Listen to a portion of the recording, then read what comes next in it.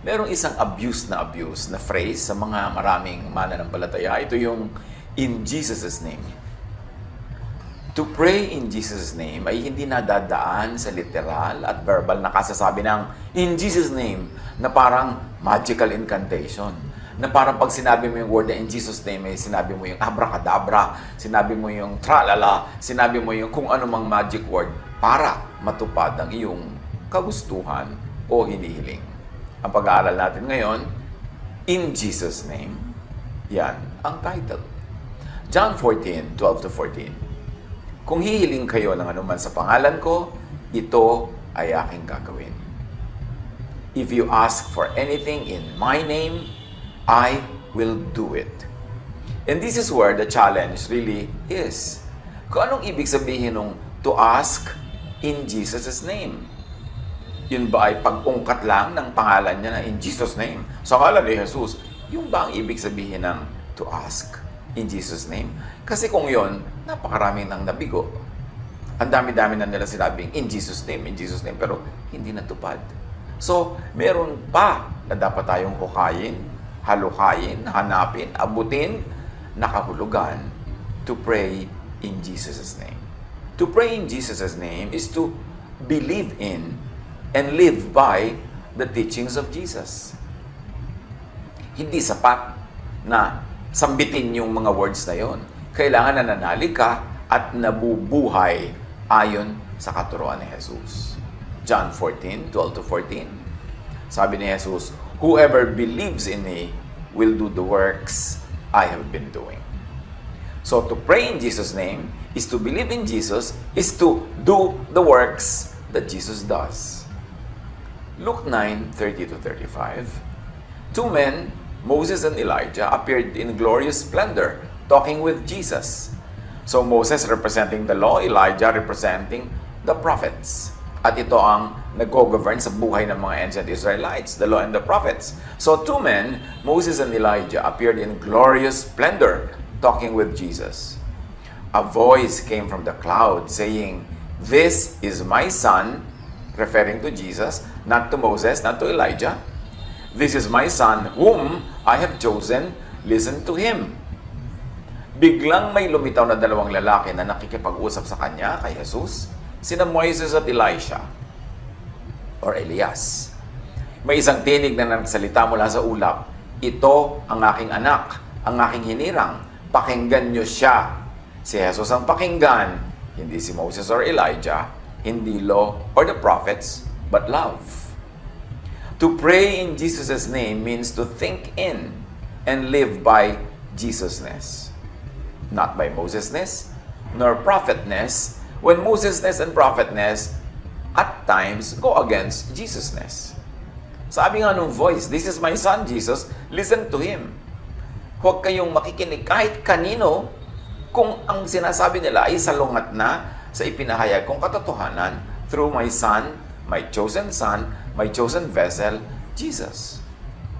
To pray in Jesus' name is to listen to Jesus.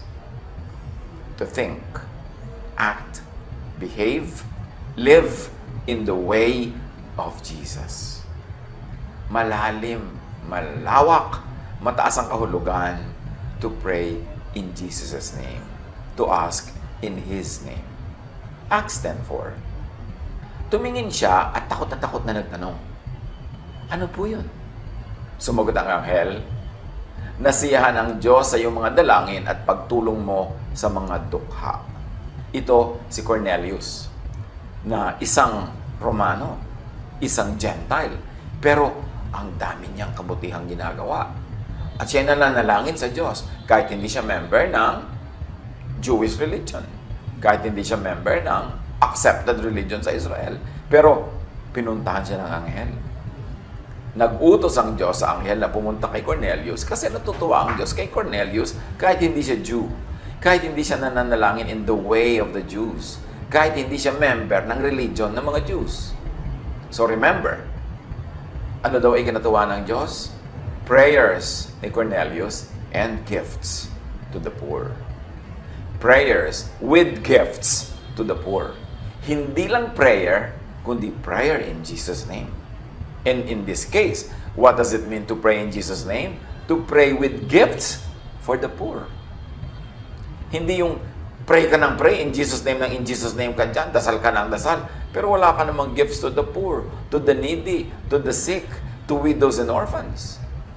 Nasiyahan ng Diyos sa iyong mga dalangin at pagtulong sa mga dukha. Yan ang sinasabi ng anghel. Nasiyahan ng Diyos sa iyong mga dalangin kalakip ay pagtulong sa mga dukha. In other words, nasiyahan ng Diyos sa iyong faith, sa iyong acts of Jesusness, which really means your faith in Jesus. Kahit hindi personally na-encounter pa nitong si Cornelius si Jesus, naniniwala siya sa Jesusness for what Jesus stood for, which is love, care for the needy, and the poor, and the sick. So, kung hindi mo na-encounter personally si Jesus, katulad ni Cornelius, but you live in Jesusness, in the same idea, the same ideals of Jesus, it's the same as believing in Jesus.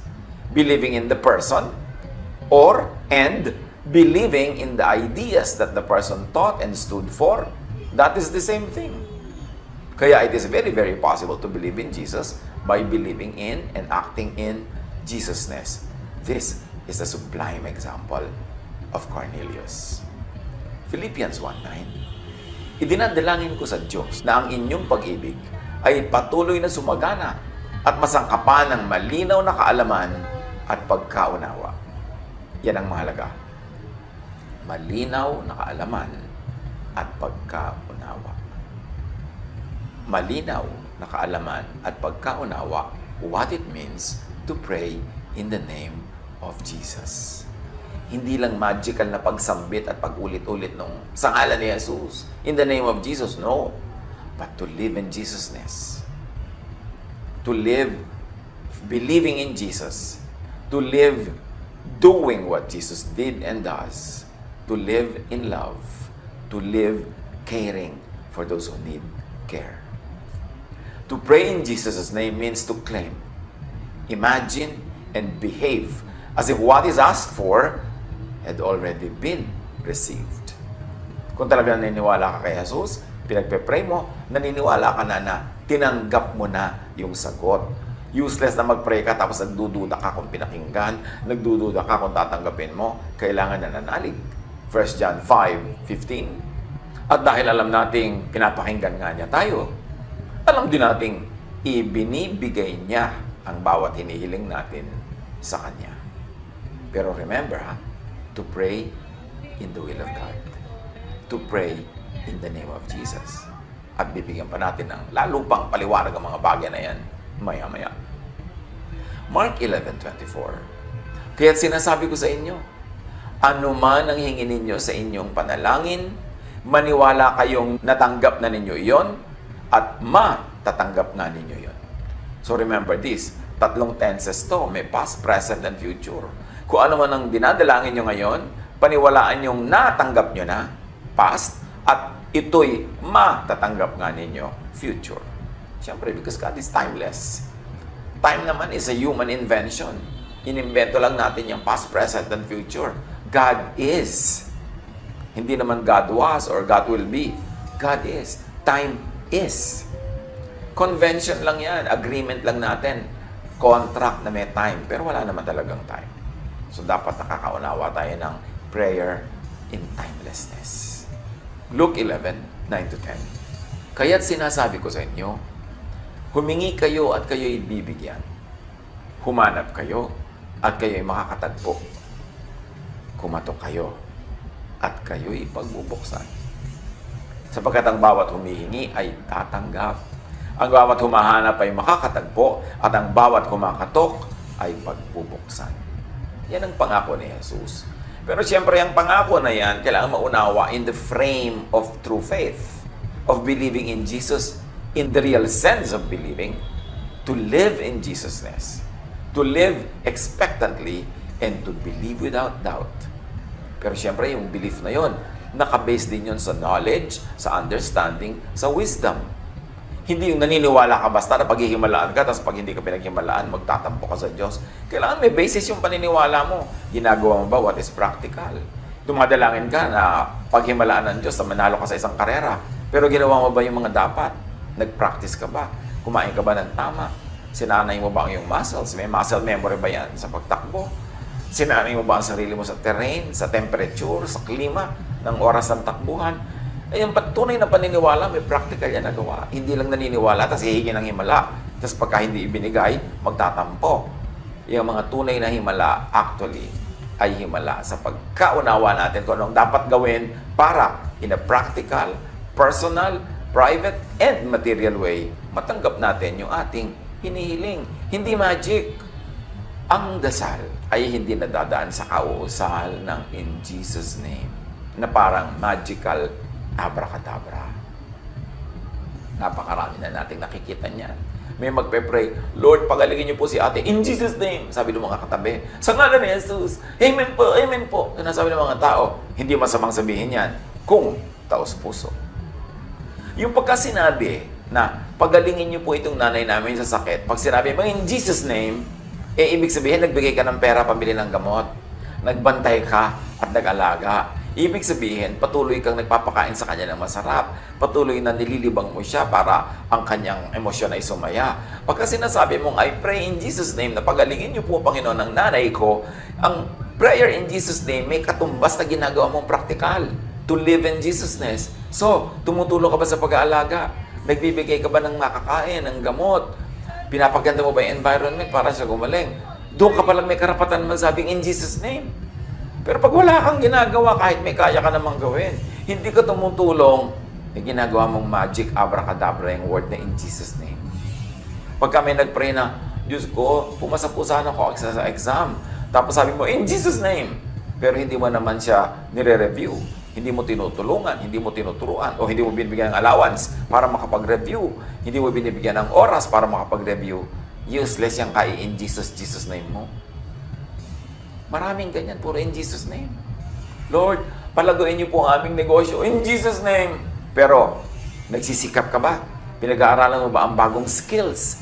Are you studying the competition and how to survive? Ginagawa mo ba ang best effort mo para meron kang best service, meron kang best equipment? Tapos pray ka ng pray na in Jesus' name. Paunlarin niyo po ang buhay ko in Jesus' name. Anong ginagawa mo? Tatamad-tamad ka, tutulog-tulog ka sa in Jesus' name? Useless. Kaya maraming gumagamit ng pangalan ng in Jesus' name na yan na nabibigo. Tapos sa Diyos nagtatampo. Meron naman. Talaga naman na physically, ang karamdaman ay sinabi na ng science, sinabi na ng doktor na talagang dumating sa case na hindi mo na pwedeng improvein. Tapos magpe-pray ka in Jesus' name, humihingi ka ng himala. Well, pwedeng may himala. Pero bihira yun. Kadalasan, para kumilos ang kamay ng langit, para ibigay ang hinihingi mo, may ginagawa ka rin dito sa lupa. Thy will be done on earth as it is in heaven, pero kailangan I live in the name of Jesus by faith in Jesus. Kung napalagay ka sa isang sitwasyon na nagkaroon ka ng napakagrabing sakit, napakagrabing karamdaman, na sinasabi ng medicine, sinasabi ng science na halos irreversible na at halos imposible nang masolve, kailangan matuto tayong tanggapin yun. Kasi yung naging pamumuhay natin was not in Jesus' name, was not in accordance with God's will. Kung tayo naging pabaya, sumuong tayo sa mga sitwasyon na pwede tayong malagay sa panganib, tapos nagbunga yun ng mga karamdaman na halos ay hindi magaling-galing at hindi magamot-gamot, huwag tayo magtampo pag hindi tayo pinaghimalaan. Kasi umandar ang natural law. May law of gravity. Lumagay ka sa lugar na pwede kang mahulog, nahulog ka, nabasag ang iyong ulo, malaki ang nawala sa iyong memory, tapos hihingi ka ngayon ng himala, pero na-impair na yung mga brain o mga brain cells, well, pwedeng may himala. Hindi yung pwedeng tanggalin, may possibility nun. Pero, slim yun. Mas malaki ang chance na aandar ang natural law na may cause and effect, yung naging effect ng cause, yung naging sakit dahil sa nangyari, ay kailangan mo na ngayong tanggapin at pagtiyagaan habang buhay. Although pwede ka humingi ng himala, pero kasabay ba ng ginagawa mong himala? Nag-exercise ka, kumakain ka ng tama, nagpapatherapy, nagpapagamot. Well, ginagawa mo ang humanly possible, that means praying in Jesus' name. But still, the result is up to God. Huwag tayo magtatampo ano man ang maging bunga. lalo kung ito ay effect of a cause. Na alam naman natin na may nagawa tayo, sinasadya man o hindi, may napuntahan tayong sitwasyon, sinasadya man o hindi, na malalagay sa panganib ang ating kalusugan at ang ating buhay. Continue to pray, continue to believe, do what is practical, but still, accept God's will kung ano ang sagot sa ating prayer. That is also what it means to pray in Jesus' name. If we pray according to His will, He hears us. Ang tanong ng iba, ba't po hindi ako gumagaling? Hindi ba according to God's will na gumaling ako? Bakit hindi niya gawing will na gumaling ako? Tuloy, hindi ako gumagaling. But God's will is best expressed in nature and natural law because God is the author of nature and natural law. So, kung may na-break ka na God's law noon, na-break mo ang natural law at naging bunga ngayon yung karamdaman mo ngayon, yan ang masasabi mong nangyari sa akin to according to God's will. But don't ever think na inisip ng Diyos na ihulog ka, iumpog ka, baliin ang iyong buto, maging pilay ka, magkaroon ka ng karamdaman. Hindi niya yun will. Ang will niya is that you will have a good life, that you will have a pleasant, fruitful life. But ang will din ng Diyos nasa nature. May gravity, may velocity, meron kung ano-anong laws of physics, laws of chemistry, laws of electricity. Hinawakan mo o nahawakan ng live wire, nasunog ka, God's will ba yon? Yes, according to God's natural law. Kasi nakatakda yon. Pero hindi God's will na i-assign ka na masunog doon. Naglagay ka, nalagay ka sa lugar na masusunog ka, nangyari ang natural law, which is God's will. Ngayon, miracle kung nag-intervene ang Diyos na sinuspend niya ang law of electricity, ang law of physics, para ka wag masunog, yun ang miracle. Pero kung natupad lang yung dapat mangyari according to natural law, bunga ng iyong kapabayaan o ng iyong innocence o isang tinatawag na time and chance or aksidente, yun pa rin ay God's will. But do not think na inassign ka ng Diyos na makuryente doon. Ikaw nagpa siya magpunta doon, ikaw gumawak, o may mga taong naging dahilan para mapunta ka doon at mapahawak ka, kaya ka na kuryente. Pero God's will ba na masunog ang isang bagay na dumidikit sa kuryente? Yes, kasi yun ang natural law. Pero hindi ka inassign ng Diyos. Hindi niya will na ikaw ang magkaganon at hindi niya will na magkaganon ka. But natural law works automatically. Ngayon, gusto mong gumaling sa mga naging sakit mo dahil sa natural law, gawin mo rin what is natural para ka gumaling. Mag-therapy, kumain ng mabuti, magpagamot, gumamit ng siyensya, and pray, and yes, ask for a miracle. Nasa Diyos naman yan kung gagawin niya. Pero hindi niya tungkulin na mag-miracle. Kasi ginawa na niya ang lahat ng natural law. Ang tungkulin natin, alamin yon at mabuhay ayon sa mga sinasabi ng natural law para hindi tayo umani ng masaklap na bunga dahil sa pag-break ng natural law. Pero tulad ng sinabi natin kanina, iulitin ko, ang dasal ay hindi nadadaan sa kauusal ng in Jesus' name na parang magical abracadabra. Matthew 7:22-24. Sa araw ng paghuhukom, marami ang magsasabi sa akin, Panginoon, hindi po ba sa inyong pangalan ay nangaral kami? Nagpalaya sa mga demonyo at gumawa ng mga himala? O ayan na naman, in Jesus' name, gumawa daw ng pangangaral, nagpalaya sa mga demonyo, gumawa ng mga himala. Ngunit sasabihin ko sa kanila, sabi ni Jesus, hindi ko kayo kilala. Lumayo kayo sa akin. Kayong mga gumagawa ng kasamaan. So you see, maraming gumagawa ng religious work in Jesus' name. Maraming gumagawa ng kung ano-ano sa pangalan ni Jesus. Pero sabi ni Jesus, hindi ko kayo kilala. Kayo yung mga gumagawa ng kasamaan. So, in Jesus' name lang sila sa salita. Pero sa gawa, kasamaan ang ginagawa nila. Kasamaan sa kapwa. At marami silang ginagawang religious activities, religious decisions na actually nakakasakit sa kapwa. Sa kanilang mga ginajudge, sa kanilang mga ipinupwera, sa kanilang mga binabato. Sabi ni Jesus, hindi ko kayo kilala kahit usal kayo ng usal ng in Jesus' name. O kaya nagpapanggap kayong ginagawa nyo ang lahat in the name of God or in the name of Jesus. No, no, no, no. I don't know you. Why? Because you did not live in Jesusness. You only used and abused the name Jesus, but you never really lived in Jesusness. Kasi in the name of Jesus as thou, but in the way and style of the teachers of the law and Pharisees, ang kanilang style, at hindi yun pasado kay Jesus. Kahit anong kauusal at kauulit mo in the name of Jesus, pero pag ang puso mo is not in Jesusness, ang ginagawa mo ay hindi kindness and love, baliwala ang lahat. Sayang lang yung kain in Jesus' name na yan. Kailangan may pagkakakilala at pagkaunawa kay Jesus. Kailangan may gawa bilang bunga ng pagkakilala at pagkaunawa kay Jesus. Kailangan may tunay na pananalig at yan ang tunay na pananalig. Hindi pagsasalita ng in Jesus' name. Mark 9:23. May nagtanong kay Jesus, if you can make us this and that. Sabi ni Jesus, if you can, everything is possible for one who believes. So kahit pa nga kung minsan nasadlak tayo sa isang cause and effect or effect ng isang cause na parang by natural law, imposible na tayong gumaling, imposible nang may mangyari, merong such a thing as faith that can move mountains. There is such a thing as himala. Meron nun. Hindi yun nawawala. Pero hindi yun obligasyon ng Diyos. Privilege na iginagawad niya kung sino ang paggawaran niya. At tayo hindi dapat magtampo kung hindi natin natatanggap yun. Mark 5:36, overhearing what they said, Jesus told him, don't be afraid. Just believe. Huwag ka matakot. Manampalataya ka lamang. Kailangan ang dasal ay spirit-led. Yung talagang nagbubunsod sa iyo ay yung espiritu, hindi lang yung desire, hindi lang yung personal want or personal need. Meron talaga dapat spiritual conviction to pray para tumalab ang prayer. Romans 8:26, ganon din naman. Tinutulungan tayo ng espiritu sa ating kahinaan sapagkat hindi tayo marunong manalangin ng nararapat. Kaya't ang espiritu ang namamagitan para sa atin at dumaraing sa paraang hindi natin kayang sambitin. Yung spiritual prayer na napakalaking hiwaga sa marami up to now. At talaga namang napakahirap unawain kasi nga, it's a very deep spiritual matter. Pero malinaw ang sinasabi, the Spirit intercedes for us with moans, with sighs, too deep for human words.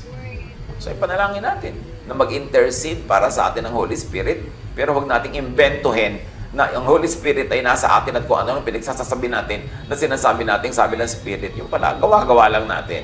Kailangan talaga totoo na galing sa Espiritu.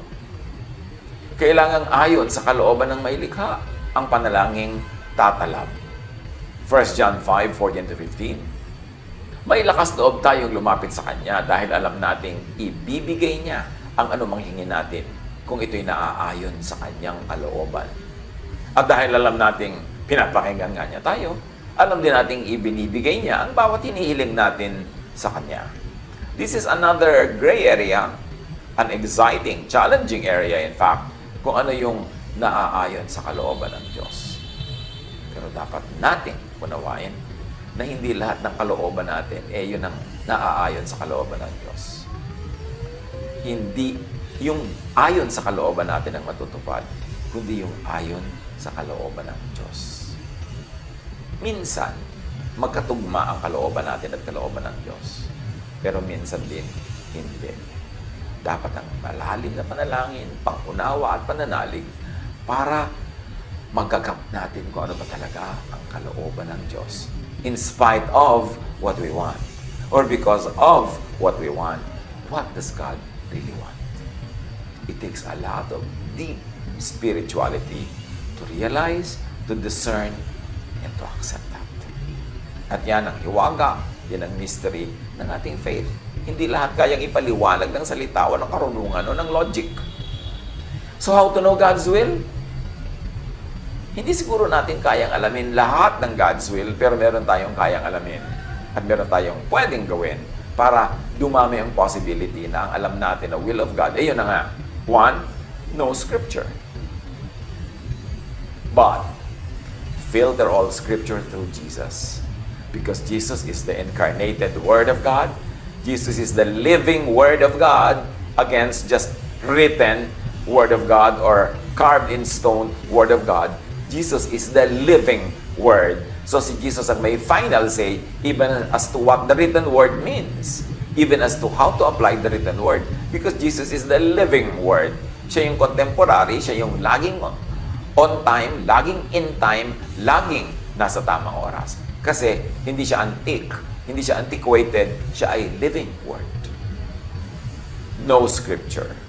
Because Jesus is the expression and revelation of God's true will. So salain sa Jesus filter ang lahat ng itinuturo ng scripture, ng written word, para malaman mo kung ano yung ilalagay na sa file, hindi na kasi effective kasi pinalitan na, nirefresh na, nilagyan na ng bagong kahulugan ni Jesus, who is the living word and definitely is above the printed word. And this is what it means to pray in Jesus' name. Salain ang ating desires, salain ang even ang ating understanding, ang ating theology sa theology ni Jesus. How to know God's will? No natural law. Tulad ng mga sinabi na natin kanina.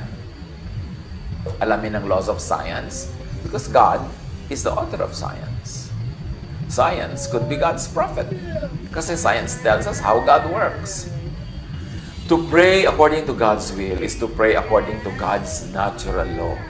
Unang-una, ang tunay mong prayer hindi dapat kontra sa natural law. Dapat ayon sa natural law. Kasi pag kumontra ka sa natural law, sa laws of nature, sa laws of gravity, sa laws of physics, ang kinokontra mo yung gumawa ng law, who is God. So to pray really is to live by God's natural law. In fact, if you live by God's natural law, napakalaki ng posibilidad that you won't even have to pray for an intervention or a miracle kasi if P then Q. Kasi cause and effect. Gusto mo ng ganitong effect, edi ang gawin mo yung ganong cause para lumabas yung effect na gusto mo. Sabi ng natural law at sinasabi ng Romans 1:20, mula pa ng likhain ng Diyos ang sanlibutan, ang kanyang likas na hindi nakikita, ang kanyang kapangyarihang walang hanggan, at ang kanyang pagka-Diyos ay maliwanag na inihahayag ng kanyang mga ginawa, kaya't wala na silang maidadahilan pa. Gusto mo daw makilala ang Diyos? Kilalanin mo ang nature, kilalanin mo ang science, kilalanin mo ang natural law. Kasi yung mga ginawa niya, yung nilikha niya, the created world, the created universe, is an expression of who God is. Hindi mo na kailangan lumipad at pumailang lang sa mga kalangitan para hanapin ang Diyos. Makikita mo ang kanyang karunungan, ang kanyang will sa pagpatak ng tubig, sa loob ng mga cells, sa mga halaman, sa power, the law of nature, sa mga tides and seasons and wind. Makikita mo doon ang kalooban ng Diyos. To ask in Jesus' name is to pray according to God's will, is to pray according to God's natural law, is to live by God's natural law. Huwag gawing automatic magpaasa o blindly umasa sa faith or prayer which is against natural law. Yung iba kasi, mag-pray ka, manalig ka, pero yung pinagpe-pray at pinananaligan kontra sa natural law, kontra sa science, kontra sa likha ng Diyos. Paano mo papagawin ng Diyos against Himself? Against His own laws? Correctly hope, correctly believe, and correctly pray in Jesus' name. Which means, kilalanin ang natural law, live by natural law. Pero huwag ka magpalimit dyan all the time. Kasi meron naman talagang himala. At meron din sinasabi sa Solomon, time and chance happens to all. Pero huwag yan ang asahan sa pang-araw-araw at pangkaraniwang buhay. Yan ay kakaiba, extraordinary. Sa pang-araw-araw, sa pangkaraniwang buhay, live by natural law. Live in Jesus' name. Do what is good. Do what is kind. Be loving. And then you are praying in Jesus' name. At diyan natin makikita ang mahiwaga at makapangyarihang pagkilos ng pag-ibig ng Diyos. Huwag umasa sa mga abracadabra. Huwag umasa sa paulit-ulit na pag-ungkat ng pangalan ni Jesus na wala namang katumbas na good works, walang katumbas na love, walang katumbas na pagsunod sa natural law. Mapipigo ka lang at magtatampo ka pa siguro sa Diyos pag gano'n na nangyari. Maraming mga mito at alamat ang buhay Kristiyano. Napulot natin kung kani-kaninong mga teachers, napulot natin kung kani-kaninong mga nauna sa atin sa pananampalataya. Pero obserbahan nyo if it works. Kasi marami hindi. So dapat baguhin, dapat improvein. Sabi ni Paul, when I was a child, I thought like a child. I reasoned like a child. I spoke like a child. But now that I'm a mature man, I gave up childish ways.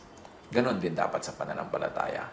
May mga una tayong nalaman noon na sa paglago natin, nalalaman natin, ay, pang-isip batang Kristiyano pala yan. Dapat palitan, dapat baguhin, dapat lumago.